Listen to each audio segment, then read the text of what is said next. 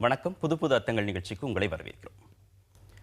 இன்றைய நிகழ்ச்சியில் கலந்து கொள்வதற்காக எழுத்தாளர் திரு ஞானி அவர்களும் ஊடகவியலாளர் திரு சுமன் சி ராமன் அவர்களும் அரங்கத்திற்கு வந்திருக்கிறார்கள். வணக்கம். லலித் மோடியிடமிருந்து பெற்ற பணம் எவ்வளவு என்பதை சுஷ்மா ஸ்வராஜ் தெரிவித்தால் மட்டுமே நாடாளுமன்றம் செயல்பட முடியும் அப்படின்னு காங்கிரஸ் துணைத் தலைவர் ராகுல் காந்தி கூறியிருக்கிறார். காங்கிரஸோட இந்த நிலைப்பாடை எப்படி பார்க்குறீங்க? இல்லை, காங்கிரஸினுடைய நிலைப்பாடு அவங்களுக்கு இது ஒரு அரசியல் ரீதியாக கிடைச்ச ஒரு மிகப்பெரிய ஒரு இஷ்யூ. ஏன்னா இது வரைக்கும் ஓராண்டு காலத்தில் மோடி அரசுக்கு எதிராக பெரிய ஸ்கேம் அப்படின்னு சொல்கிற அளவுக்கு ஒன்றும் வரல. அதில் இந்த சுஷ்மா, வசுந்தரா, வியாபம் மூன்றும் ஒரே நேரத்தில் கிட்டத்தட்ட வந்தது அவங்களுக்கு ஒரு பெரிய ஒரு வாய்ப்பு, அதை விடக்கூடாது அப்படிங்கிறத நினைக்கிறாங்க. இதில் பணம் எவ்வளோ பெற்றுக்கொண்டார் அப்படின்னு பார்த்தீங்கன்னா, அவர் லலித் மோடிக்கு சுஷ்மா ஸ்வராஜ் ரெக்கமெண்ட் பண்ணதுனால பணம் பெற்றுக்கொண்டார் அப்படிங்கிறத அவர் இம்ப்ளை பண்ணல. அவர் என்ன சொல்கிறாருன்னா, முன்னாடியே 15 ஆண்டு காலமாக சுஷ்மா ஸ்வராஜுடைய கணவர் லலித் மோடிக்கு வக்கீலாக பல கேஸ்களை இருந்திருக்கிறார். இப்பொழுது சுஷ்மா ஸ்வராஜ் அவங்களுடைய மகளும் வக்கீலாக லலித் மோடிக்கு பல கேசஸ்ல இருந்திருக்காங்க. இதற்கெல்லாத்துக்கும் எவ்வளவு பணம் கொடுக்கப்பட்டிருக்கிறது, அதாவது இந்த குவிட் ப்ரோகோ அப்படிங்கிறது இவங்க போன் செஞ்சு சொன்னாங்க, அதுக்காக அவர் பணம் கொடுத்தாரு அப்படிங்கிற மாதிரி திரு ராகுல் காந்தியும் சொல்லலை. அதனால குறைந்தபட்சம் ஒரு விசாரணை, இந்த விஷயத்திற்குள் அரசு ஒரு விசாரணை நடத்தலாம் அப்படின்னு சொன்னாலாவது இந்த இழுபறியை முறியடிக்கிறதுக்கு ஒரு வாய்ப்பு இருக்கிறது. ஆனால் யாரும் எந்த தப்பும் செய்யவில்லை, இதற்கு ஒன்றும் பேசுறதுக்கு ஒன்றும் இல்லை, காங்கிரஸ் விட்டு கொடுத்துட்டு வேலைகளை கவனிக்கணும் அப்படின்னு சொல்றதுனால தான் இந்த பிரச்சனையே வருது. விசாரணை நடத்தினா தானே உங்களுக்கு தவறு நடந்திருக்கிறா இல்லையான்னு தெரியும். ஸோ அரசு ஒரு ஸ்டெப் எடுத்து, காங்கிரஸ் அதே சமயம் சரி விசாரணை நடக்கட்டும், அது வரைக்கும் நாங்கள் பாராளுமன்றத்தை முடக்க மாட்டோம் அப்படின்னா கூட ஒரு சமரசம் ஏற்படுறதுக்கான வாய்ப்பு இருக்கு. ஆனால் ரெண்டு கட்சிகளும் அவர்களுடைய பொசிஷன்ல இருந்து மாறவே இல்லை. பாஜக என்ன சொல்றாங்க, முதல்லையாவது சுஷ்மா ஸ்வராஜ் நான் பேசினேன் அப்படிங்கிறது ட்விட்டர்லயே ஒப்புக்கொண்டாங்க. அதுக்கப்புறம் அதுவும் நான் ஒண்ணுமே சொல்லலை அப்படின்னு இந்த 5 நாள் பாய்காட்டும் போது பார்லிமெண்ட்ல ஒரு ஸ்டேட்மெண்ட் கொடுக்குறாங்க.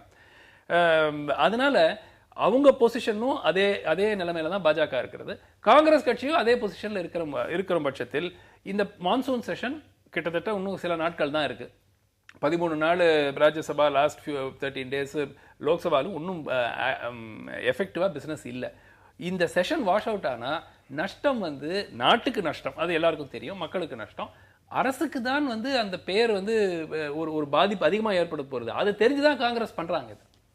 ஒருத்தருமே அது குற்றம் சுமத்துறோம் அப்படின்னா நமக்கிட்ட ஆதாரங்கள் இருக்கணும். இவ்வளவு பணம் வாங்கியிருக்கிறாரு அப்படிங்கிற ஆதாரங்களை நம்ம வச்சிருக்கணும்.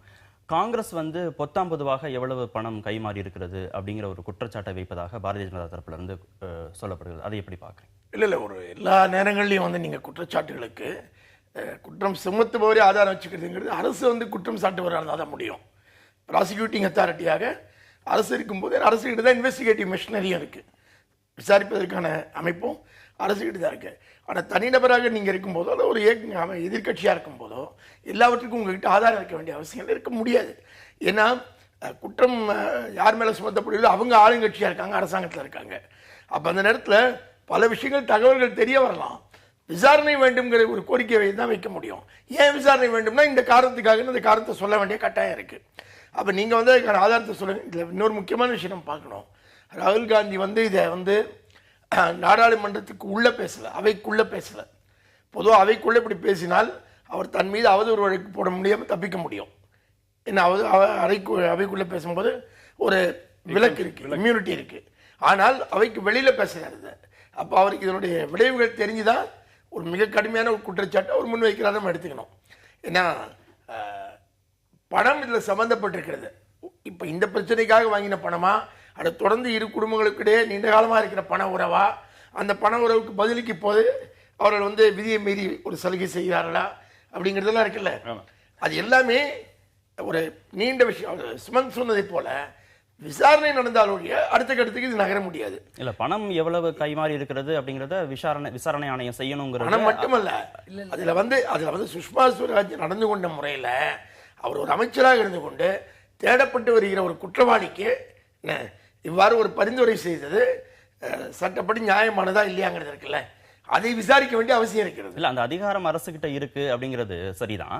பிரகாஷ் ஜவடேகர் வந்து இன்னொரு கருத்தையும் சொல்லியிருக்கிறார். நிலக்கரி ஊழல், ஸ்பெக்ட்ரம் ஊழல், நில அபகரிப்பு விஷயங்கள் எல்லாம் எவ்வளவு பணத்தை காங்கிரஸ் கொண்டு வந்தது அப்படிங்கறதை தெரிவிக்கணும்னு அந்த விஷயத்துக்கு வேறுபாடு என்னன்னு பார்ப்போம். அந்த ஊழல்கள் எல்லாவற்றிலும் இதே பிஜேபி என்ன நிலை எடுத்தது, எல்லா ஊழல் காமன்வெல்த்ல தொடங்கி விளையாட்டு ஊழலை தொடங்கி எல்லாவற்றிலும் முதல்ல ராஜினாமா பிறகுதான் பேச்சு அப்படிங்கிறது அவங்க அன்னைக்கு எடுத்த நிலை. இதே போல பல தொடர்களை அவங்க அன்னைக்கு முடக்கிட்டு இருந்தாங்க. அப்படி முடக்கும் போது அவங்க வச்ச ஒரே கோரிக்கை என்ன, விசாரணை வேண்டும்ங்கிறது இல்லை, விசாரணைக்கு முன்னாடியே ராஜினாமா வேண்டும்ங்கிறது அவங்க வச்சுக்கிட்டு இருந்த கோரிக்கை. இன்னைக்கு அதே கோரிக்கை அவர்களை நோக்கி வைக்கிற போது அவங்க அதை சந்திக்க தயங்குறாங்க. இல்ல அவங்க இதுல மிக முக்கியமான ஒரு விஷயம், லலித் மோடி என்ன சொல்லியிருக்காருன்னா, என்னுடைய கேஸில் வாதாடுறதுக்காக ஸ்வராஜ் கௌஷல் வந்து இலவசமாக செய்தார், பணம் எதுவும் கொடுக்கப்படவில்லை அப்படிங்கிறது லலித் மோடி வந்து பலமுறை ட்விட்டர்லேயே வந்து போட்டார். No money was paid. அவர் வந்து நாங்கள் 2 பேரும் எங்கள் குடும்பங்கள் 20-25 ஆண்டு காலமாக எங்களுக்குள் உறவு இருக்கிறது, நாங்கள் மிகவும் நெருக்கமான ஒரு 2 குடும்பங்கள், அதனால வந்து அதில் ஒன்றும் தப்பு கிடையாது. ஆனால் சுஷ்மா ஸ்வராஜ் அவர்கள் ஒரு முறை கூட லீகல் அட்வைஸுக்காக என் மகளோ கணவரோ பணம் லலித் மோடியிடம் பெற்றுக்கொள்ளவில்லை அப்படிங்கிறது அவங்க சொல்லலை, லலித் மோடி தான் சொல்றாரு இந்த மாதிரி. ஆனால் குறைந்தபட்சம் சரி, ராஜினாமா காங்கிரஸ் வந்து ராஜினாமா இல்லாமல் இதை கொஞ்சம் விட்டு கொடுத்து விசாரணை, குறைந்தபட்சம் ஒரு விசாரணை வச்சுக்கோங்க, விசாரணை முடிவில் என்ன வருதோ அதை பொறுத்து ராஜினாமா இருக்கலாம் அப்படிங்கிற ஒரு சிச்சுவேஷன், ஒரு இது வந்து அவங்க ஏத்துக்கிட்டாங்கன்னா ஓரளவுக்கு இந்த பிரச்சனையை வந்து அதுக்கு பிஜேபி தயாராகவே இல்லை. அதாவது பிஜேபி வந்து எதிர்கட்சியா இருந்தா ராஜினாமா வேணும்னு கேக்குது, ஆளுங்கட்சியா இருக்கும் போது விசாரணை கூட முடியாதுன்னு சொல்ல. சுஷ்மா கூட நாடாளுமன்றத்துல ரொம்ப எமோஷனலா தான் பேசுறாங்களே தவிர என்கிட்ட எவிடன்சஸ் இருக்கு அப்படிங்கிற அடிப்படையில் அவங்க எந்த விதமான மறுப்பையுமே அவங்க தெரிவிக்கவே. மேட்டரை விட நீங்க பாத்தீங்கன்னா வசுந்தரா மேட்டர்ல இன்னும் ஆதாரங்கள் அதிகம், வியாபம் அதை விட பெரிய விஷயம். வசுந்தரா மேட்டர்ல அவங்க அந்த அபிடவிட்டே கொடுத்திருக்காங்க, கையெழுத்து போட்டு லலித் மோடிக்கு ஆதரவாக யூகேல கொடுத்திருக்கிற அந்த டாக்குமெண்ட் காப்பி இருக்கு.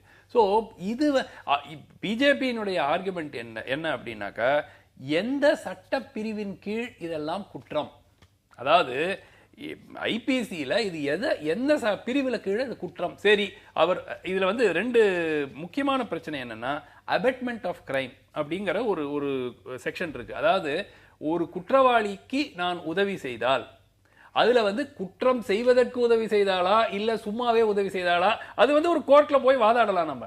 ஆனால் அபெட்மெண்ட் ஆஃப் கிரைம் அப்படின்னு ஒரு இஷ்யூ இருக்கு. ஸோ அந்த இஷ்யூல இவர்கள் மேல் நடவடிக்கை எடுக்கப்படலாமா அப்படிங்கிற ஒரு பிரச்சனை.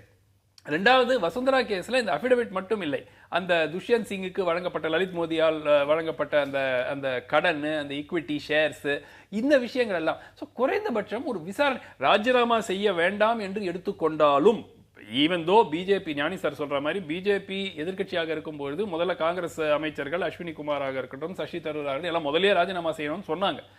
இப்ப ராஜினாமா செய்யவில்லை என்றாலும் குறைந்தபட்சம் ஒரு விசாரணை ஒண்ணு அமைச்சிட்டாங்கன்னா இதுக்கு தீர்வு காணலாம் அப்படிங்கிறது கருத்து.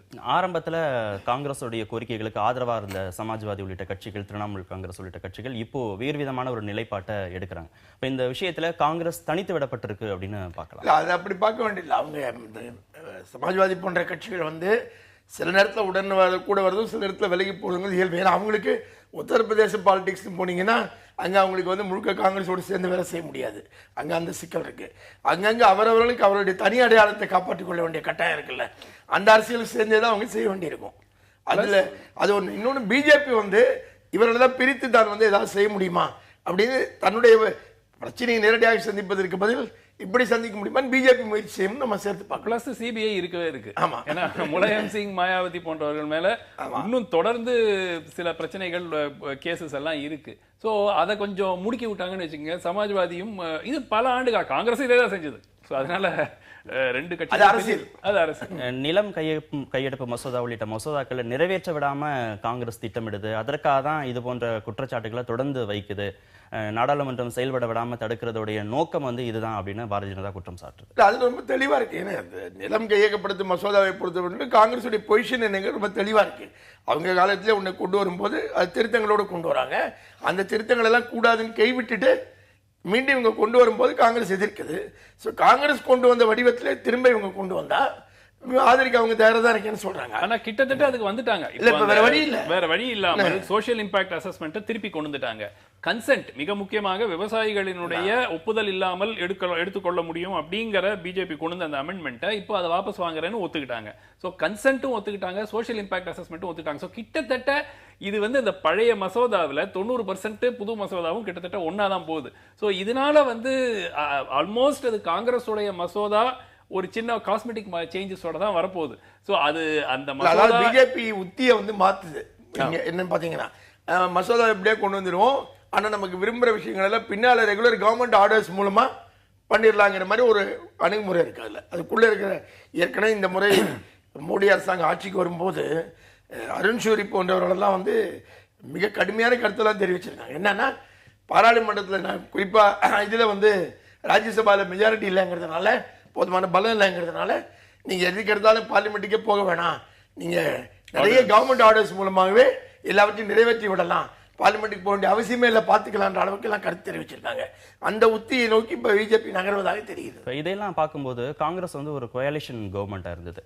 இன்னைக்கு சிங்கிள் மெஜாரிட்டியில் இருக்கக்கூடிய பிஜேபி அரசு கூட தான் நினைக்கிறத செய்ய முடியாத அளவுக்கு காங்கிரஸ் நிர்பந்தம் கொடுக்கிறது, அதனுடைய ஆளுமை அதிகரிச்சிருக்கு அப்படின்னு பார்க்கலாம். இல்ல, அது ராஜ்யசபால இருக்கிற பிரச்சனை தான். இப்போ ராஜ்யசபால தேசிய ஜனநாயக கூட்டணிக்கு ஒரு மெஜாரிட்டி இருந்தது அப்படின்னாக்க இந்த பிரச்சனைகளை பத்தி நம்ம இவ்வளவு தூரம் நம்ம விவாதமே நடந்திருக்காது. இதெல்லாம் எப்போ பாஸ் பண்ணி முடிஞ்சிருக்கிற வேலை விஷயம்.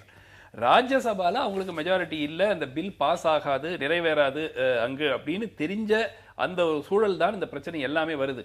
காங்கிரஸினுடைய இந்த அக்ரெசிவ் பாஸ்டரும் அந்த தைரியத்தில் தான், அந்த அடிப்படையில் தான் லோக்சபால ஒரு 44 பேர். விஷயம் அரசியல் கட்சிகள் என்ன செய்ய முடியும், எந்த அரசியல் கட்சியும் அதுக்கு எந்த இடத்துல பலவீனமா இருக்கோ அதை விட்டுட்டு எங்க பலம் இருக்கோ அதை பயன்படுத்திக்கிட்டு அரசியல் செய்ய முடியும். அதுதான் காங்கிரஸ் செய்யுது. காங்கிரஸுக்கு ராஜ்யசபையில ஒரு பலம் இருக்குல்ல, அதை பயன்படுத்தி கொண்டுதான் அது வந்து அரசியல் செய்ய முடியும். காங்கிரஸ் அரசு ரெண்டு கட்சிகளுக்கிடையே ஒரு விட்டு கொடுத்து தான் ஆகணும். ஏன்னா எவ்வளவு நாள் நீங்க பாராளுமன்றத்தை இப்படியே கொண்டு போவீங்க? அதனால இவங்க ஒரு ஸ்டெப், காங்கிரஸ் வந்து சரி ராஜினாமா என்பதை நாங்கள் கேட்கவில்லை அப்படின்னு ஒரு ஸ்டெப் இறங்கி, பிஜேபி வந்து சரி விசாரணைக்கு நாங்கள் ஒப்புக்கொள்கிறோம் அப்படின்னு அவங்க ஒரு ஸ்டெப் இறங்கினாங்கன்னா சுமூகமா அது முடிக்கிறதுக்கு வாய்ப்பு. தொடர்ந்து பேசலாம் ஒரு சிறிய இடைவெளிக்கு. எல்லா ஆபாச இணையதளங்களையும் சர்வாதிகாரமாக தடை செய்ய முடியாது அப்படின்னு உச்சநீதிமன்றத்தில் மத்திய அரசு பதில் சொல்லியிருக்கிறது. சிறுவர்கள் சம்பந்தப்பட்ட இணையதளங்களை நாங்கள் தடை செஞ்சிட்டோம் அப்படின்னு சொல்லியிருக்கிறது. இல்லை, இந்த ஆபாச இணையதளம் இந்த மாதிரி விஷயங்களை பொறுத்த மட்டும் நாம் வந்து இந்த தும்ப விட்டுட்டு வாழை பிடிக்கிற கதை மாதிரியான பிரச்சனை தான் அது. இங்கே ஒரு சமூகத்தில் ஒரு இளம் மனங்களுக்கு வந்து பாலியல்ங்கிறது எப்படி அணுகணுங்கிறதுக்கான ஒரு முறையான பார்வை கொடுக்கக்கூடிய ஒரு சமூக அமைப்பில் நம்ம இல்லை. அப்போ இது வந்து பள்ளி கல்வி திட்டத்துக்குள்ளேயே மிக குறைஞ்சபட்சம் ஒரு 8ஆம் வகுப்பிலிருந்து உடல் நலக்கல்வி, இதை நான் பாலியல் கல்வின்னு சொல்ல மாட்டேன், ஏன்னா இதை நான் வந்து உடல் நலக்கல்வி உளநலக்கல்வின்னு சொல்கிறோம். உடலை எப்படி நல்லா வச்சுக்கணும் தெரியணும், மனசை எப்படி நல்லா வச்சுக்கணும் தெரியணும். இது ஒரு 8ஆம் வகுப்பிலிருந்தே பள்ளிக்கூடத்தில் நாடு முழுவதும் செயல்படுத்த வேண்டிய அவசியம் இருக்குது. இதையெல்லாம் நம்ம செய்யாமல் விட்டுட்டு அவங்க எங்கேருந்து தகவல்களுக்கு போவாங்க? எல்லாமே வந்து தகவலே கிடையாது. ஆனால் இயற்கை வந்து என்ன செய்யுது, ஒரு 10 வயதிலிருந்தே உடலில் பருவ மாற்றங்களை ஏற்படுத்த தொடங்குது, ஆணாக இருந்தாலும் பெண்ணாக இருந்தாலும். அப்போ இது கேள்விகளுக்கெல்லாம் பதில் தெரியணும், எதுவுமே பதில் தெரியல. பதில் தெரியாத போது ஏராளமான இடங்கள் எங்கே இருக்குது. சினிமா வேறு ஏதோ ஒன்று காட்டிக்கிட்டு இருக்கு, டிவிலேருந்து வேற ஒன்று கிடைக்குது, இப்போ ரகசியமாக சர்க்குலேட் ஆகக்கூடிய பத்திரிகைகள் புத்தகங்கள் வேற ஒன்று சொல்லிக்கிட்டு இருக்கு. அப்போ இந்த மாதிரியான இணையதளங்கள் இது வகைப்பாட்டுக்குள்ளே தான் வருது. அப்போ இளமனங்கள் நிஜமான பதில்கள் கிடைக்காத போது என்ன கிடைக்குதோ அதை தேடி போகிறது தான் மன இயல்பு, அதுதான் போகிறாங்க. அப்போ நீங்கள் அடிப்படை பிரச்சனையை தீர்ப்பதுங்கிறது ரொம்ப முக்கியமான விஷயம். அடல்ட்ஸை பொறுத்த மட்டும், வயது முதிர்ந்தவர்களை பொறுத்த மட்டும் எதை பயன்படுத்த வேணும் எதை பயன்படுத்த வேண்டாம்ங்கிற அறிவு வந்து முதிர்ச்சி வந்து வந்திருக்குன்னு நம்ம எதிர்பார்க்குறோம். அதனால் அந்த முதிர்ச்சி இருக்கிறவர்களுக்கு வந்து அரசு சொன்ன மாதிரி இல்லை, அரசே ஒவ்வொருத்தருக்கும் மாதிரி கண்காணிப்பாக இருக்க வேண்டிய அவசியம் இல்லை. இல்லை, தொழில்நுட்ப ரீதியாக அரசு எதை வேணா கோர்ட்டுக்கு சொல்லலாமே தவிர தொழில்நுட்ப ரீதியாக அவர்களால் தடை செய்வது இயலாத ஒரு காரியம். இப்போ சைனா போன்ற நாடுகளில் இந்த மாதிரி பேனை கொண்டு வந்து பார்த்துட்டு அதை உடைக்கிறதுக்குன்னு ப்ராக்சி சர்வர்ஸ் மூலமாகவோ இல்லை விபிஎன் மூலமாகவோ அந்த சைட்டை ஆக்சஸ் பண்ணுறதுக்கு, இப்போ இந்தியாவிலே இந்த 857 சைட்டை பேன் பண்ணுறது கிட்டத்தட்ட 40 மில்லியன் சைட் போன் சைட் இருக்குங்கிறது ஒரு எஸ்டிமேட். ஸோ நீங்கள் 857 சைட்டை மட்டும் பேன் பண்ணுறதுல லாஜிக்கும் இல்லை. ரெண்டாவது விஷயம், சைல்ட் போர்னோகிராஃபி பொறுத்த வரைக்கும் உலக அளவில் இதற்கு ஒரு பெரிய எதிர்ப்பு, ஒரு மூவ்மெண்ட் இருக்கு. இது வந்து ஏற்றுக்கொள்ளக்கூடாத ஒரு விஷயம். அதனால நிச்சயமாக ஒரு சில தடைகள் கொண்டு வரணும் அப்படின்ட்டு. ஸோ அரசு வந்து சுப்ரீம் கோர்ட்டுக்கு சொல்ற விஷயங்கள், ஒன்று சைல்ட் போர்னோகிராஃபி வந்து தடை தொடர்ந்து நீடிக்கும் என்பது 100% ஏற்றுக்கொள்ள வேண்டிய ஒரு விஷயம். அதே சமயத்தில் அடல்ட் போன் சைட்ஸை வந்து நாங்கள் வந்து தடுக்கிறது சாத்தியமான ஒரு விஷயம் இல்லை அப்படிங்கிறது சரி. அரசு என்ன செய்யலாம்? இந்த சைல்ட் போர்னோகிராஃபியில ஈடுபடுகிறவர்கள் மீது கடுமையான நடவடிக்கை எடுத்தால் அது வந்து ஒரு டிட்டரண்டா இருக்கும். ஆனால் உங்களுக்கு 100% எல்லா சைட்டும் அரசால தடை செய்ய முடியுமா, ஐஎஸ்பி சொல்லி எல்லாத்தையும் பிளாக் பண்ண முடியுமா என்று பார்த்தால் தொழில்நுட்ப ரீதியாக அது முடியாத ஒரு காரியம். அரசே அதை ஏற்றுக்கொண்ட ஒரு விஷயம். இதை வந்து இந்த அபத்தம் 857 பேன் பண்ணதுல அதுல வந்து 20-30 போன் சைட்டே கிடையாது. யாரோ ஒருத்தர் அந்த பெட்டிஷனர் வந்து கொடுத்திருக்கிற லிஸ்ட் அப்படியே எடுத்து போட்டாங்க. அதாவது அந்த பெட்டிஷனர் என்ன சொல்றாரு, இது வந்து மாரலி இட் இஸ் ராங், இதெல்லாம் தடை செய்யணும் அப்படிங்கிறாரு.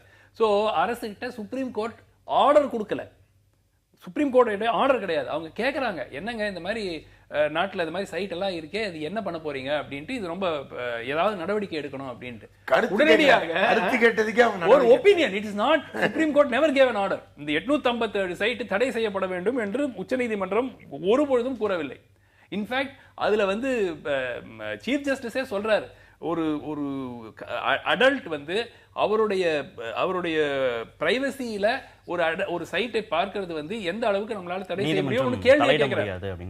அதனால இது வந்து இவங்க அவசரப்பட்டுட்டு ஏதோ ஒன்று செய்யறோங்கிறத காட்டுறதுக்காக அவங்க கூட லிஸ்ட் அவங்க தயாரிக்கல, அந்த பெட்டிஷனர் கொடுத்த லிஸ்ட் அப்படியே கொண்டு போய் பேன் பண்றாங்க. ஆபாச இணையதளங்களை முடக்குவது மூலமாக பாலியல் ரீதியான குற்றங்களை குறைக்க முடியுமா? இல்ல, பாலியல் ரீதியான குற்றங்கள் ஆபாச இணையதளத்தினால் மட்டும் நடப்பவை அல்ல. ரொம்ப அடிப்படையில பாலியல் ரீதியான குற்றங்களுக்கும் இதுக்கு நேரடியான தொடர்புன்னு இது மட்டும்தான் நீங்க காரணமா பார்க்க முடியாது. பாலியல் குற்றங்கள் நடப்பதற்கு ரொம்ப அடிப்படையான காரணம் சிறுவயது முதல் ஆண் பெண் உறவு பற்றின ஒரு ஆரோக்கியமான பார்வை நம்ம குழந்தைகள்கிட்ட கொடுக்காதுன்னு அடிப்படையான காரணம். இதை ரொம்ப கடுமையான வாக்கியங்களை சொல்லணும்னா இப்படிதான் சொல்லணும்.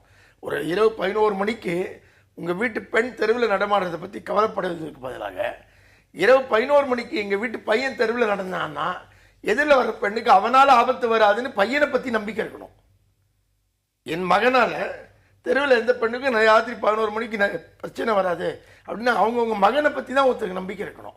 அவர்கள் மகளை பத்தி பயப்படுறதை விட என்ன ஆகுமோன்னு. அப்ப அந்த மாதிரி நம்ம மகன்களை வளர்க்கிற தவறின சமூகம் நம்ம, அதுதான் பிரச்சனை.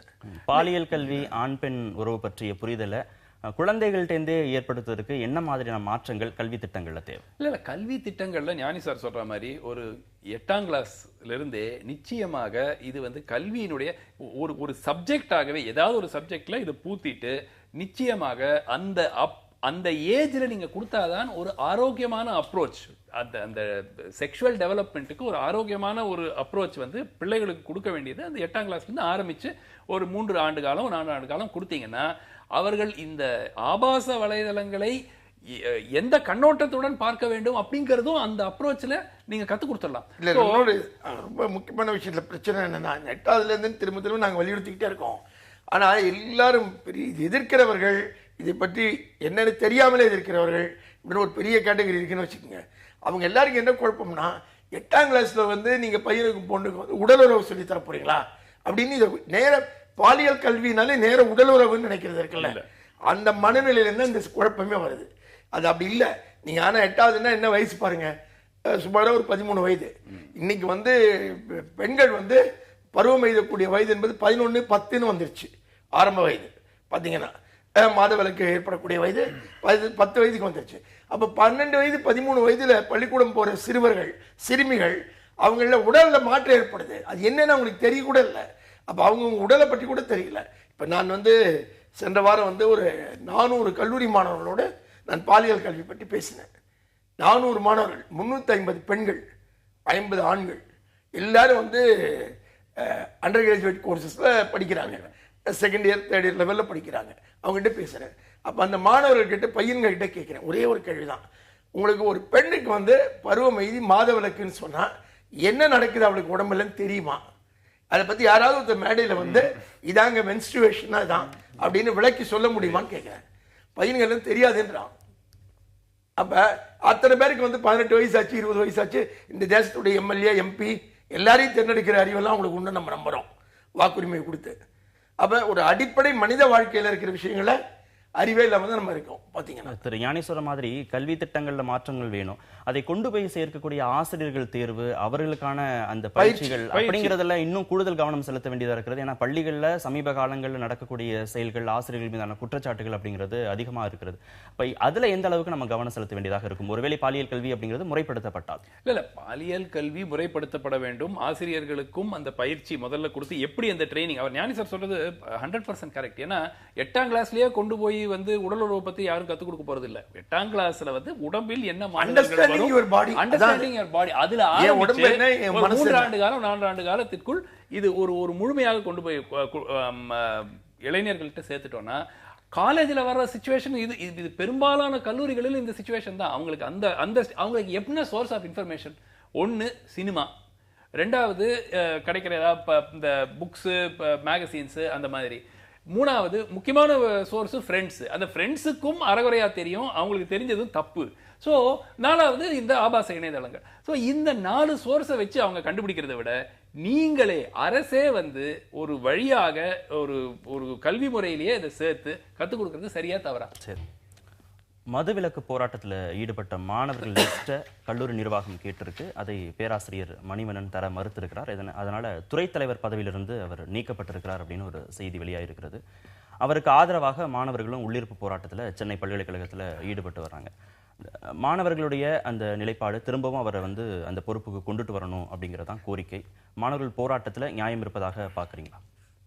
இல்லை, நிச்சயமா இது வந்து நியாயமான போராட்டம் தான். ஏன்னா வேற வழிகளில் அவங்க போராட முடியாது. மாணவர்கள் வந்து இல்லை உள்ளிருப்பு போராட்டம்ங்கிறது ஒரு ரொம்ப அறவழியான போராட்டம் தான். இதில் எதுவும் வன்முறை இருக்குன்னு யாரும் சொல்ல முடியாது. ஒரு காந்திய போராட்டமாக தான் அதை பார்க்க முடியும்.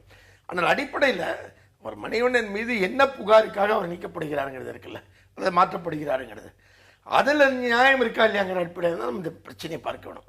அந்த பிரச்சனையிலேயே நியாயம் இல்லைங்கிற போது வேற என்ன பண்ண முடியும்? அந்த இப்போ மணிவண்ணன் மீது ஏதோ ஊழல் புகார், அங்கே பல்கலைக்கழக நிதி அவர் முறைகேடு செய்தார், அந்த மாதிரியான புகார்கள்லாம் எதுவும் கிடையாது இல்லையா? எந்த விதமான முறைகேட்டுக்காகவும் இல்லை. அவர் மீது ஒரு வெளியில் மதுவிலக்கு போராட்டத்தில் கலந்து கொண்ட மாணவர்கள் பெயர்களை அவர்கிட்ட கேட்குறாங்க. என்ன இது வந்து ஒரு ஆசிரியருடைய வேலையே இல்லை, ஒரு பல்கலைக்கழக பேராசிரியருடைய வேலையோ துறை தலைவர் வேலையோ இல்லை. இது வந்து ரெண்டாவது வேற எங்கேயோ நடந்த ஒரு போராட்டம். அது அந்த போராட்டத்தில் யார் கலந்துக்கிட்டாங்க? அவங்க பட்டியல் நீங்கள் கொடுன்னு சொன்னால் நீங்க வந்து ஒரு பல்கலைக்கழக பேராசிரியர் என்பவரை யாரா நீங்க நடத்துறீங்க? நீங்க காவல்துறையுடைய ஒரு சிஐடி வேலையை அவர் பார்த்துக்கிட்டு இருக்க முடியும் இல்லையா? அதுவா அவருடைய வேலை? அப்ப இது மிக அடிப்படையில் பார்த்தீங்கன்னா ஒரு பேராசிரியர் என்ன பண்ணியோ அது இல்லாத வேற ஒரு பணியை செய்யும்படி அவரை சொல்லுவதே ஒரு குற்றம்.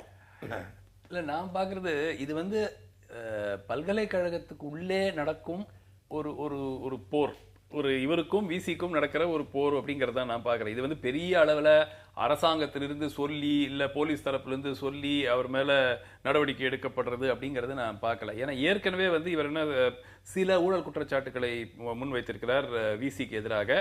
அதுக்கு பிறகு ஏதோ தண்ணீர் ப்ராப்ளம் வந்திருக்கு, அதை பத்தி நான் அதை போராட்டமாக நான் எடுத்து பகிரங்கமாக சொன்னேன். அதனால பழிவாங்கும் நடவடிக்கையாக கூட இருக்கும். ஸோ இது வந்து ஒரு பெரிய ஒரு ஸ்டேட் கவர்மெண்ட் டிசைட் பண்ணி இவர் மேல் நடவடிக்கை எடுக்கணும்னு எடுக்கப்பட்டதாக தெரியல. அது விசிக்கும் இவருக்கும் அங்க ஏதோ ஒரு பனிப்போர் நடந்துகிட்டு இருக்கு. அந்த பனிப்போர்ல இவரை வந்து ஏதாவது மாட்டி விடுறதுக்காக ஒரு வாய்ப்பு கிடைத்திருக்கிறது. அவர் விசியை எதிர்த்து இருக்கிறார், விசி அவருக்கு டிரான்ஸ்பர் பண்ணியிருக்காரு அப்படிங்கறத நம்ம பார்க்கணும். மாணவர்கள் இதுல மாணவர்கள் ஒரு பிரச்சனையில இறங்குனாங்க அப்படின்னாக்க ஞானி ஐயா சொல்ற மாதிரி பேசிக்கா இவர் மேல் இருக்கும் குற்றச்சாட்டுகள் என்ன, அது நியாயமானவையா இல்லையா அப்படிங்கிற அடிப்படையில தான் இந்த மேட்டர் டிசைட் பண்ணப்பட வேண்டுமே தவிர மாணவர்கள் எல்லாத்துக்கும் இப்போ இந்த கேஸ்ல வந்து நியாயமாக மாணவர்கள் குதித்திருக்கலாம். நமக்கு இன்னும் ஃபுல் என்கொயரி நடந்தாதான் தெரியும். ஆனாலும் எல்லா விஷயங்களும் இந்த மாதிரி நிர்வாக ரீதியாக எடுக்கப்படும் முடிவுகளில் மாணவர்கள் போராட்டம் என்று வந்தால் ஒரு பல்கலைக்கழகமே இயங்க முடியாத ஒரு சூழல் இருக்கும். இப்போ மெட்ராஸ் யூனிவர்சிட்டியில கரப்ஷன் சார்ஜஸ் வந்து இப்போ புதுசா இல்லை, இதுக்கு முன்னாடி இதே ஓராண்டு காலம் 2 ஆண்டு காலத்துக்கு முன்னாடி பேப்பர்ல எல்லாம் கூட பல முறை வந்து ஊழல் குற்றச்சாட்டுகள் வைக்கப்பட்டன. இப்போ அதற்காக போராடி இருக்கலாமே மாணவர்கள், இதுக்காக மட்டும் ஏன் போராடுறாங்க? சோ ஒரு லெவல் பிளேயிங் எதுக்கெல்லாம் மாணவர்கள் போராட சுமன் சொல்ற நான் ஏத்துக்கிறேன். மாணவர்களை விட இன்னும் அந்த விஷயங்களுக்கும் போராடணுங்கிறத நான் ஏற்றுக்கிறேன். ஆனால் அதே நேரத்தில் வேற ஒன்று பார்க்கணும். நீங்கள் எந்த ஒரு வளாகத்திலுமே பார்த்தீங்கன்னா இன்னைய அமைப்பு, இன்னைய சூழல் எப்படி இருக்கு பாருங்க. இன்னைய சூழல் மோசமாக இருக்கு. பல பல்கலைக்கழகங்களில் துணைவேந்தர்கள் ஊழல் பெறுவர்களாக தான் இருக்காங்க. பல இடங்களில் பல்வேறு விதமான குற்றச்சாட்டுகள் வந்துட்டு தான் இருக்கு. அந்த சூழலில் மாணவர்கள் அன்றாட படிப்பு இதுன்னு போயிட்டு வந்துகிட்டு இருக்காங்கல்ல, அவங்களுக்கு அங்கே தன் வேலையை ஒழுங்காக செஞ்சுட்டு இருக்கிற ஆசிரியர்கிட்ட ஒரு அபிமானமும் அவங்க மேலே ஒரு மதிப்பு இருக்கு. ஏன்னா அவங்க மூலனால தான் அந்த பல்கலைக்கழகம் நியாயமாக நடக்க வேண்டிய விஷயம் நடந்துகிட்டு இருக்கு. எல்லா பல்கலைக்கழகங்களையும் ஒழுங்காக செயல்படக்கூடிய பேராசிரியர்களால் தான் அமைப்பு நடந்துகிட்டு இருக்கு. அப்போ மாணவர்களுக்கு அவர்கள்கிட்ட ஒரு நெருக்கமான உறவு இருப்பதுங்கிறது இயல்பானது. ஏன்னா அவங்களால தான் அந்த நடக்க வேண்டியது நடந்துகிட்டு இருக்கு. அப்போ அப்படிப்பட்டவர்கள் மேல் நடவடிக்கை எடுக்கிற போது மாணவர்கள் நிச்சயமாக அதை கோயிச்சு போறது இயல்பான விஷயம். அப்படிதான் நம்ம இந்த விஷயத்தை இந்த இன்சிடென்ட்டை தாண்டி அந்த மாணவர்களுக்கு ஒரு அரசியல் ரீதியான வழிகாட்டுதலாக பேராசிரியர் இருக்கிறதுல நியாயம் இருக்கிறதா? பொலிட்டிக்கல் சயின்ஸ் டிபார்ட்மெண்ட், ஒரு பொலிட்டிக்கல் சயின்ஸ் டிபார்ட்மெண்ட்டுடைய பேராசிரியரோ தலைவரோ அரசியல் ரீதியான பார்வையோ கருத்துக்களோ மாணவர்களோட பேசக்கூடாது, விவாதிக்க கூடாதுன்னு சொன்னா அது என்ன மாதிரியான கல்வி வளாகமா இருக்க முடியும்? இல்ல பொதுவா இந்த உலகம் முழுவதும் இந்த இன்சிடென்ட்டை கூட நம்ம தாண்டி வெளியில இந்தியாவில மட்டும்தான் பல்கலைக்கழக பேராசிரியர்கள் வந்து அரசியல் பேசக்கூடாது அப்படின்னு பேசினா தப்புங்கிற மாதிரியான மனநிலையெல்லாம் இங்கதான் ரொம்ப முட்டாள்தனமா இருக்கு. உலகம் முழுவதும் பல்கலைக்கழகங்களாக இருக்கக்கூடிய பேராசிரியர்கள்லாம் அரசியல கருத்துக்கள் சொல்றாங்க. இன்னைக்கு உலகம் கொண்டாடக்கூடிய மிகப்பெரிய நோம் சாம்ஸ்கி யாரு? அவர் பல்கலைக்கழக பேராசிரியர் தானே. என்ன அவர் இந்த அமெரிக்க அரசாங்கத்தை பத்தி கருத்து சொல்லிட்டு இருக்காரு. அமெரிக்க பல்கலைக்கழகத்தில் தான் பேராசிரியர் இருக்காரு. இல்ல மாணவர்கள் அரசியல தெரிஞ்சுக்கணும்னா வெளியில அரசியல் அமைப்புகள் செயல்படுகிறது, அரசியல் கட்சிகளே மாணவர் அமைப்புகள் எல்லாம் இயக்குறாங்க. அப்படிப்பட்ட ஒரு புரிதல் அவங்க ஏற்படுத்திக்கணும்னா அவங்களுக்கு வெளியில நிறைய தளங்கள் இருக்கிற போது இங்கே பேராசிரியர்களால அதை மட்டும்தான் இவங்க வழிநடத்த வேண்டும் அப்படின்னு அது ரொம்ப ஆபத்து. வெளியில இருக்கிற அமைப்புகள் கட்சிகள்லாம் இருக்குல்ல, அங்க போய் தான் மாணவர்கள் அரசியல் கத்துக்கணும்னா தப்பா தான் கத்துக்குவாங்க. உண்மையான அரசியல் என்னங்கிறது கத்து கொடுக்குதானே பொலிட்டிக்கல் சயின்ஸ் டிபார்ட்மெண்டே இருக்கு. இல்ல எனக்கு ஞானி ஐயா சொல்றதோட சிலருடைய கருத்து வேறுபாடு இருக்கு. என்ன விஷயம் அப்படின்னு பாத்தீங்கன்னா, நம்மளுடைய பல்கலைக்கழகங்களில் அரசியலுடைய சரித்திரம், பொலிட்டிக்கல் சயின்ஸ்னா என்ன அதெல்லாம் கத்துக் கொடுங்க, தாராளமா கத்துக் கொடுக்கலாம். ஆனால் ஒரு தனிநபருடைய அரசியல் நம்பிக்கைகள், அதாவது ஒரு ஆதரவு, எந்த கட்சியை ஒருத்தர் ஆதரிக்கிறாரோ அந்த கட்சியினுடைய கொள்கைகளோ இன்னொரு கட்சியினுடைய கொள்கைகளோ பேராசிரியர்கள் வந்து மாணவர்களுக்கு கத்துக் கொடுக்க ஆரம்பிச்சாங்கன்னாக்கா நேச்சுரலா எனக்குன்னு ஒரு பயஸ் இருக்கும். நான் எவ்வளவு ஒரு நேர்மையான ஒரு ஆளாக இருந்தாலும் எனக்குன்னு ஒரு பயஸ் இருக்கும். அந்த பயஸை வந்து நான் வந்து மாணவர்களுக்கு அப்படியே கொண்டு சேர்க்கிறது நியாயம் இல்லை. ஸோ நான் ஹிஸ்டரி ஆஃப் பொலிட்டிக்கல் சயின்ஸ் கற்றுக் கொடுக்கணும், தாராளமாக கற்றுக் கொடுக்கலாம். அதை பற்றி இந்த நாட்டினுடைய டெமோக்ராட்டிக் முறை எப்படி, கவர்னன்ஸ் எப்படி நடக்கிறது, பஞ்சாயத்து ராஜ் சிஸ்டம்னா என்ன, இதெல்லாம் கற்றுக் கொடுங்க, தப்பே கிடையாது, தாராளமாக கற்றுக் கொடுக்கலாம். அவர்களுடைய தனிப்பட்ட கருத்தோ அல்லது அரசியல் கட்சிகளை பற்றி அவர்களுடைய கருத்துக்களை மாணவர்கள் கொண்டு சேர்க்கிறதுங்கிறது வந்து ரொம்ப டேஞ்சரஸ். ஏன்னா பொலிட்டிக்கல் அப்பாயின்மெண்ட்டும் இருக்கு இல்லையா. இப்போ நிறைய பேராசிரியர்கள் எல்லாருமே வந்து சிலரும் வந்து கட்சி, இப்போ ஏற்கனவே வைஸ் சான்சலர்ஸ் நம்ம பார்க்கிறோம். பெரும்பாலான கேஸ், நிறைய கேஸ்ல வந்து வைஸ் சான்சலர்ஸ் வந்து ஆளும் கட்சிக்கு, எல்லா மாநிலங்களும் இந்திய அளவில் ஆளுங்கட்சிக்கு கொஞ்சம் ஆதரவாக இருக்கிறவங்களும் வைஸ் சான்சலர் தான் வர்றாங்க. ஸோ அந்த மாதிரி ஒரு சிச்சுவேஷன் இருக்கும் பொழுது அவர்களுடைய தனிப்பட்ட கருத்துக்களை மாணவர்களுக்கு கொண்டு போய் சேர்க்கிறதுங்கிறது ஒரு டேஞ்சரஸ் ட்ரெண்ட். இல்லை, மாறாக இது வேற எப்படி பார்க்கணும்னா, அவர் சொன்ன மாதிரி தியரிட்டிக்கலாக கவர்னன்ஸ்னா என்ன, பாலிடிக்ஸ்னா என்னன்னு தியரிட்டிக்கலாக பேசுறது வேற, அது அடிப்படையான பாடம் டெக்ஸ்ட் அது டெக்ஸ்ட். ஆனால் அப்ளிகேஷன் ஆஃப் டெக்ஸ்ட் என்ன, நடைமுறையில் என்ன? அப்போ வகுப்புல வந்து ஆசிரியர் வந்து இன்னைக்கு என்ன சுத்தி இருக்கிற கட்சிகள்ல ஒரு கட்சி இன்னைக்கு இந்த கொள்கையை முன்வைக்குது, அந்த கொள்கையுடைய சரி என்ன, தப்பு என்ன, அதுல எதெல்லாம் நியாயமா இருக்கு, எது தவறா இருக்கு, நம்ம என்ன நினைக்கிறோம் அப்படின்னு கருத்துக்களை விவாதிக்கக்கூடிய ஒரு சூழல் மாணவர் மத்தியில் இருக்கணும். இல்ல அப்படி இருந்தா கூட அவருக்கு தெரிஞ்ச, அவருக்கு விருப்பமான அரசியலை கொண்டு போய் இல்ல, அதுல ஒரு அவர் வகுப்புல அவர் விவாதிக்கிற போது மாணவர்கள் மாற்று கருத்து சொல்ல அவர் அனுமதிக்க மறுக்கிறாரா? அது மாற்று கருத்தை வகுப்பு பேசக்கூடாது, தான் சொல்ற கருத்தை மட்டும்தான் முன்வைக்கிறாரு? அப்படி இல்லைல்ல. அப்ப அடிப்படையில இது இந்த பிரச்சனையில இந்த கட்சி இந்த நிலைப்பாடு எடுத்திருக்கிறது. நீங்க இந்த நிலைப்பாடு சரின்னு நினைக்கிறீங்களா, தவறுன்னு நினைக்கிறீங்களா? ஏன் நிலைப்பாடு சரின்னு நினைக்கிறோம், ஏன் தவறுன்னு நினைக்கிறோம், எந்த அளவுல இது சரி, எந்த அளவுல தவறு, இந்த மாணவர்கள் விவாதிக்கிற ஒரு சூழல் வேண்டும்ல. நீங்க அதுல என்ன தவறு இருக்க முடியும்? நீங்க ஏற்கனவே பேசும்போது சொன்னீங்க வெளியில தவறான அரசியலை இந்த கட்சிகள் அமைப்புகள் சொல்லிக் கொடுப்பாங்கன்னு. ஒரு மாநிலத்துல வாழக்கூடிய ஒரு மாணவனுக்கு தேவையான அரசியலை தானே அந்த கட்சிகள் வந்து செய்யறாங்க. இடஒதுக்கீடு பற்றி பேசாத கட்சிகள் இருக்கிறாங்களா, இல்ல மொழி பிரச்சனை பத்தி பேசாத கட்சிகள் இருக்காங்களா? மதுவிலக்கு இந்த மாணவருக்கு தேவையில்லையா? என்ன தேவையோ அதை தானே அவங்க பேசுறாங்க. இல்ல எல்லாரும் வெளியில பேசுறாங்க. ஆனா அந்த எல்லா கட்சிகளுமே அவர்களுடைய தலைமையை வந்து தூக்கி பிடிக்கக்கூடிய ஒரு தனிநபர் வழிபாடு சார்ந்துதான் பெரும்பாலான கட்சிகள் இருக்காங்க பாத்தீங்கன்னா. அப்ப அரசியல் என்பது அது அல்ல. அரசியல் என்பது கொள்கை, செயல் திட்டம் இவை சார்ந்தது. அவற்றை விவாதிப்பதற்கான மனநிலை அரசியல் கட்சிகள் அல்ல. பெரும்பாலான கட்சிகள் உட்கட்சி விவாதமே கிடையாது. தமிழ்நாட்டில் இருக்கக்கூடிய கட்சி ஆட்டம், அனைத்து இந்திய கட்சிகள் ஆட்டம், பெரும்பான்மையான கட்சிகள்ல கட்சிக்குள்ளேயே அவங்க கொள்கைகளை பற்றி விவாதங்களே கிடையாது பாத்தீங்கன்னா. யாரோ சில பேர் முடிவு செய்யறது எல்லாரும் ஏற்றுக்கொண்டு போகிற ஒரு சூழ்நிலையாவது கட்சிகள்ல இருக்கு. அப்ப மாணவர்கள் மத்தியிலாவது, இளைய தலைமுறை மத்தியிலாவது கொள்கை, செயல் திட்டம், கோட்பாடுகள் இவற்றில் விவாதிக்கிற ஒரு சூழ்நிலை வேண்டும். அதுதான் நாளைக்கு வெளியில அரசியல் ஆரோக்கியமா மாற்றும். இதுல என்னுடைய கருத்து என்னன்னா, அடுத்த தலைமுறை ஏற்கனவே இப்ப இருக்கிற யங்கர் ஜெனரேஷனே வந்து அவர்களுடைய அரசியல் கருத்துக்கள் இந்த சோசியல் மீடியா, சமூக வலை மூலமா தான் வந்து பரவிட்டு இருக்கு அதிகமா. சோ இப்போ எங்க ஜெனரேஷனுக்கு கிடைத்த அந்த லிமிடெட் எக்ஸ்போஷர் பொலிட்டிக்கல் இதுக்கு எப்படி நம்ம கத்துக்கிட்டோம், நியூஸ் பேப்பர்ல இருந்து கத்துக்கிட்டோம், பத்திரிகையில இருந்து கத்துக்கிட்டோம், தொலைக்காட்சி பார்த்து. ஆனா இவர்களுக்கு பல்வேறு கருத்துக்களை பார்த்து இதுல எது சரி, எது அவர்களுக்கு எதை விரும்புகிறார்கள் என்று கற்றுக்கொள்வதற்கான வாய்ப்புகள் மிகவும் அதிகம். சோ என்னை பொறுத்த வரைக்கும் இதை வந்து கல்லூரிகளில் ஆசிரியர்களோ பேராசிரியர்களோ வந்து மாணவர்களுக்கு ஒரு ஓபன் டிபேட்டா ஒரு பெரிய ஃபோரம்ல நீங்க நடத்தலாம். ஆனா டே டு டே கிளாஸ்ல இதை கொண்டு போனோம்னா என்னுடைய தனிப்பட்ட விருப்பு வெறுப்புகளை நான் மாணவர்களுக்கு மாற்றிவிடும் அபாயம் இருக்கிறது. அந்த அபாயம் தான் வந்து எனக்கு கவலை கொடுக்கும். ஒரு கல்லூரி வலைத்தளத்தை எந்த கண்ட்ரோலுமே இல்ல, எல்லா கருத்தும் வந்து அங்க வந்து எது சரி எது தவறு தேர்ந்தெடுக்கிறதே சிக்கலான ஒரு மனநிலை தான் இளம் மனசு இருக்கு. ஆனா அதை வந்து வழிப்படுத்துறதுக்கு பல்கலைக்கழக வளாகம் பயன்பட வேண்டும், வகுப்பறை பயன்பட வேண்டும். பள்ளி வகுப்பறையோ கல்லூரி வகுப்பறையோ அங்க விவாதிப்பதுதான் வெளியில வலைத்தளத்துல விவாதிப்பதை விட இன்னும் ஆரோக்கியமாக சொல்றது. ஐடியல் சிச்சுவேஷன் அப்படி இருக்கும். அங்கதான் நம்மளுடைய பேராசிரியர் வரலாறு எடுத்தீங்க. அண்ணாமலை பல்கலைக்கழகத்தில் தான் தமிழ்நாட்டுடைய காங்கிரஸ் அரசியலும் திராவிட இயக்க அரசியலும் மிக கடுமையாக மாணவர் மத்தியில் விவாதிக்கப்பட்ட களம். 1960களில் 50களிலும் 60களிலும் அண்ணாமலை பல்கலைக்கழகம் மிக முக்கியமான ஒரு களமா இருந்திருக்கு. தமிழ்நாட்டில் அப்படி ஒரு அரசியல் வரலாறு நமக்கு இருக்கு. அந்த நேரத்தில் இதெல்லாம் அங்கு விவாதிக்கப்பட்ட காலகட்டத்தில் யாரும் வந்து இதெல்லாம் அங்கு பேசப்படக்கூடாதுன்னு சொல்லல.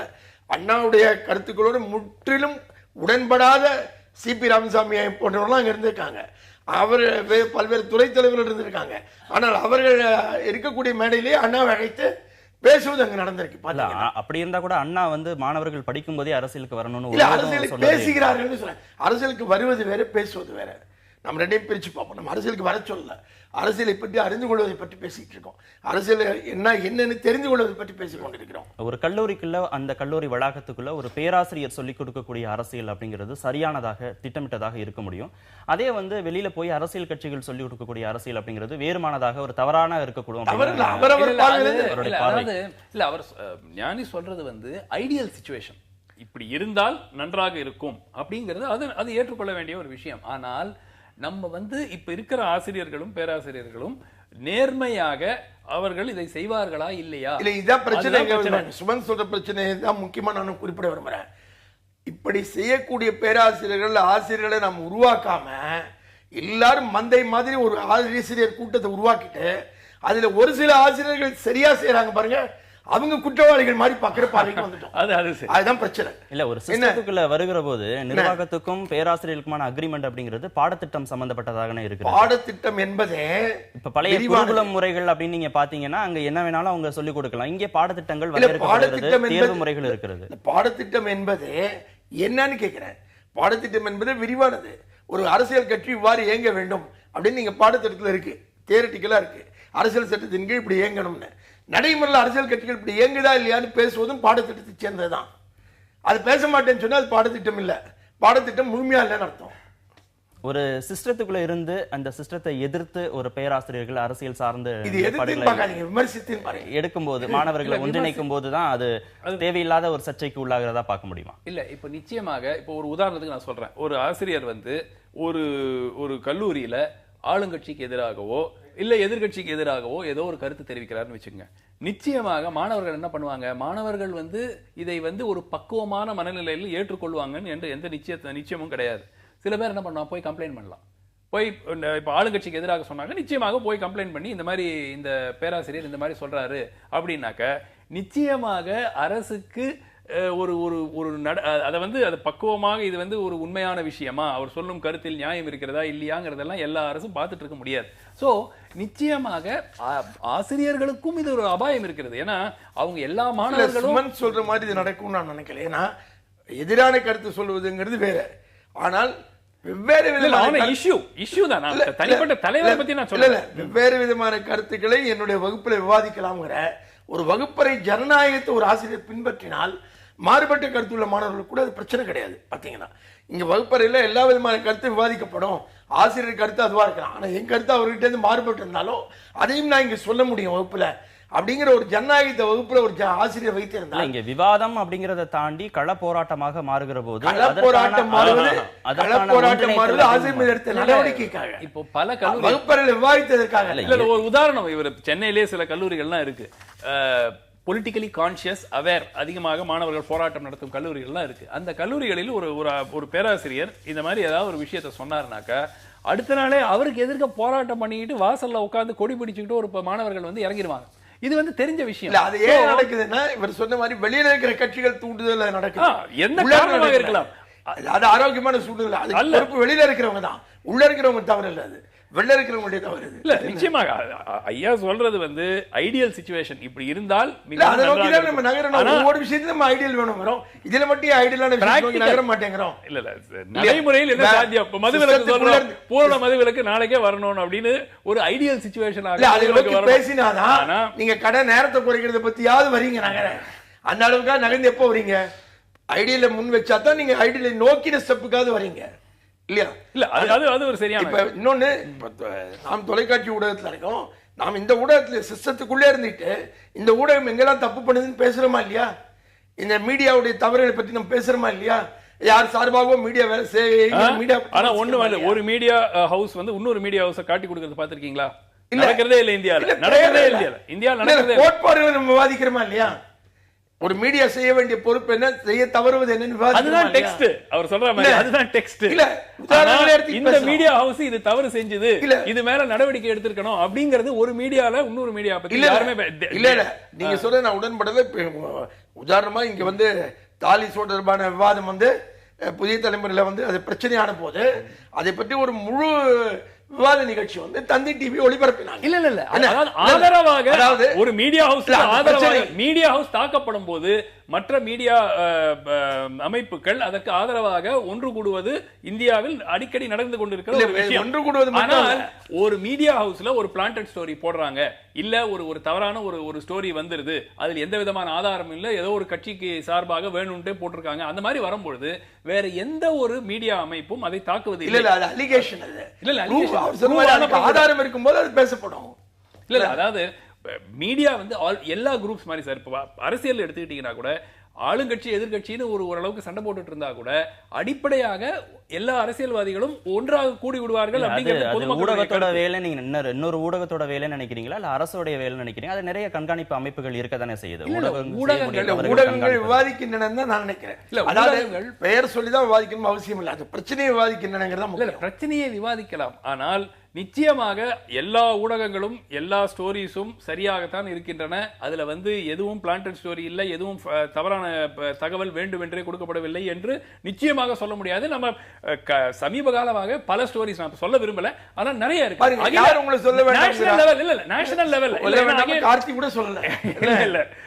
இல்ல பேசிக்கா ஃபார் அந்த மாதிரி நிறைய ஸ்டோரிஸ் வரும்பொழுது மீடியா ஸ்டிக்ஸ் டுகெதர். நிச்சயமா இல்ல, அதை கண்காணிக்கிறதுக்கு தான் அரசு சார்ந்த கண்காணிப்பு அமைப்புகள் இருக்காங்க. அந்த பொறுப்பை சக ஊடகங்கள் எடுத்துக்க முடியாது. அரங்கத்திற்கு வந்து உங்களுடைய கருத்துக்களை பதிவு செய்ததற்கு மிக்க நன்றி.